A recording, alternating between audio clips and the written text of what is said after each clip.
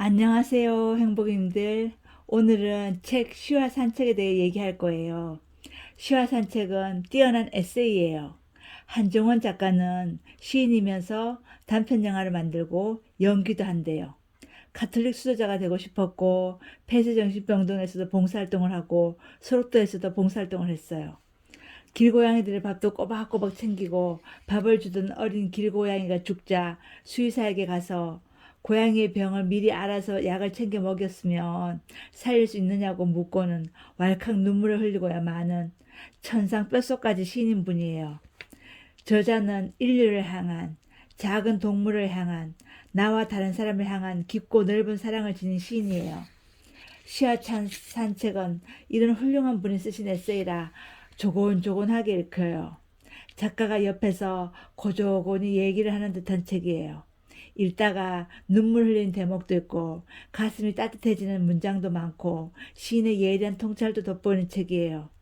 진작 사서 읽었다면 빈약하고 옹졸한 내 마음도 더 깊어지고 넓어지지 않았을까 이런 생각도 했어요. 물론 옹졸한 내 자신의 부족함을 많이 반성됐어요. 책을 읽어볼게요. 같이 읽어요. 영화 이반의 어린 시절의 한 장면. 소년과 소년의 어머니가 함께 우물을 내려다보고 있다. 어머니가 말한다. 깊은 우물의 바닥에서는 화창한 낮에도 별을 볼 수 있어. 어떻게 한낮에 별이 보이냐고 소년이 반문한다. 어머니의 대답. 너와 나에게는 낮이지만 별에게는 밤이란다. 한동안 폐쇄 정신병동에서 장기거주 봉사자로 지냈다. 10대부터 60대까지 100여 명의 여성들이 한 층에서 사는 곳이었다. 그들 모두 돌아갈 집이나 가족이 없었으므로 각자 평생의 시간을 거기에서 보내는 중이었다. 우리는 서로를 자매라고 불렀는데 처음에는 호칭일 뿐이었지만 몇 달 후에는 정말 친자매만큼 가까워졌다. 방 근무를 맡은 날이었다. 저녁부터 다음날 아침까지 밤을 새우며 혹시 사고가 일어나는지 누가 아픈지 않는지 지켜보고 기록해야 했다. 식사 후 약을 분배하며 먹는 척 혀 밑에 숨겨두는 사람이 없는지 확인했다. 그들은 TV를 보거나 대화를 하며 나름의 시간을 보내다가 9시쯤이면 대부분 이부자리를 펴고 눕고 싶어 했다. 약 기운 탓이었다. 소등을 하고 나면 한숨 돌릴 시간을 얻었지만 긴장은 늦출 수 없었다. 그들의 증상이나 성격을 다 깨고 있다 해도 예측할 수 없는 발작은 늘 있었기 때문이다. 나는 거실에 둔 의자에 앉아 창밖을 내다보았다. 모든 창 너머에는 창살이 있어서 밤은 여러 조각이었다. 검은 조각마다 별이 수놓아져 있었다. 3시간에 한 번씩 방문을 살며시 열어 내 자매들의 무사를 확인했다. 새근새근한 숨소리를 들으면 그들이 아프다는 것을 잠시 잊을 수 있어서 좋았다. 자해하고 울고 헛것과 말을 하던 낮이 멀리 물러가고 그저 평범하게 살아가는 사람들처럼 만들어주는 잠. 자는 동안만은 어떤 해방도 없기를 바라지만 야속하게도 그렇지는 않았다. 간질 발작이 일어난 자매가 있었다. 고개를 옆으로 돌려주고 입가로 빠져나온 침과 젖은 베개를 닦았다. 아무것도 모른 채로 자고 있지만 아침에 일어나면 머리가 무거울 것이었다. 그녀에게는 발작 사실을 알리지 않기로 했다.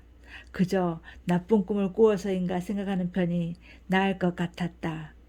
그리고 다른 방에 또 한 자매는 이부자리 곁에 웅크리고 앉아 있었다. 왜 앉아서 자요? 내가 들어가 속삭였다. 이불 위에 못이 많이 솟아 있어서 누울 수가 없어요. 나는 이불 쪽을 보았다. 환시였다. 약이 맞지 않는 걸까? 약을 먹지 않은 걸까? 이불 위에 못 따위는 없었지만 그녀의 눈에는 분명히 있었다.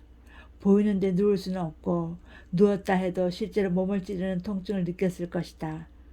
그렇다면 이불 위에 못이 없다는 말은 진실일까? 수십 개의 못이 보이고 그토록 잔인하게 자신을 해치려는 것 때문에 불안하고 속상한 그녀에게 말이다. 그 순간만큼은 못을 보지 못하는 나의 시각과 못이 없다는 나의 말이 거짓이지 않을까? 내 편에서의 진실과 그녀의 편에서의 진실이 다를 때 그것은 어떻게 전해져야 아무도 해치지 않을 수 있을까? 그런 생각들을 한참 골라하다가 나는 침묵을 지키는 쪽을 선택했다. 그저 그녀와 같은 자세로 나란히 앉아있기로 했다.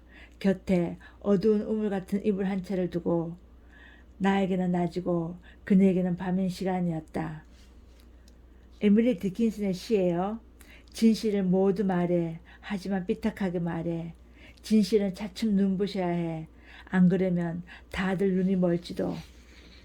얼마나 지났을까. 그녀의 몸이 절반쯤 이불 위로 쓰러져 있었다. 잠이 들면 다 괜찮아졌다. 나는 그녀를 반듯하게 눕히고 부드러운 이불을 덮어준 다음 방을 나왔다. 간질 발작은 2번 더 일어났다. 3번 이상 반복되면 위험할 수 있어서 염려했지만 그게 끝이었다. 몇 사람이 화장실을 오갔고 더는 깨는 사람이 없을 때 밤이 끝나가고 있었다. 나는 일지를 기록하고 의자에 앉아 눈을 감았다. 베개와 이불 위에 자국이 희미하게 남겠지만 진실은 그 밤에 묻혔다. 아침이 올 때까지 내 몸은 의자 위에서 점점 기울었다. 어때요? 가슴이 벅차오르는 글이죠. 가슴이 머리끝에서 발끝까지 온몸이 따뜻함으로 가득 차는 글이죠. 나와 다른 사람을 대하는 자세가 다 남다르지요. 나는 흉내도 낼 수 없는 넓고 높은 경지예요. 그쵸? 참으로 훌륭한 분이 나와 동시대를 살고 있구나. 참 고맙고 멋진 일이구나. 이런 생각도 들지요. 한종원 시인님이 좋은 글, 가슴 찡한 글을 많이 쓰시기를 기원해 보는 밤이에요. 행복이님들 고맙고 감사합니다.